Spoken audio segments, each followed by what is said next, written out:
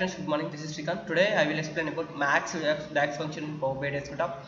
See this here. This is max DAX function in DAX. Okay, max column. Okay, let's check this DAX function in Power BI desktop. Now I'm already prepared sales table.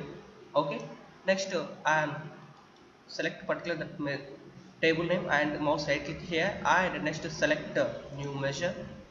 Now I'm typing max. Okay, once you read this, return the largest numeric value in a column or the longer value between the two scalar expression ignore logical values and text. Okay, press enter. Now I'm adding particular my sales column. Okay, see this here, max is a DAX function name, and the next one is sales. Sales is a table name and sales is a column name. Okay, let's take this DAX work here. Select new code, and next click that measure. See here, it's automatically showing 500. This is a max value particular in this sales table. Okay, let's check this DAX. Let's check this table.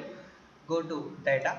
See this here, in this place also max value is 500, so it's automatically showing 500. Okay, this is max DAX function in Power BI desktop.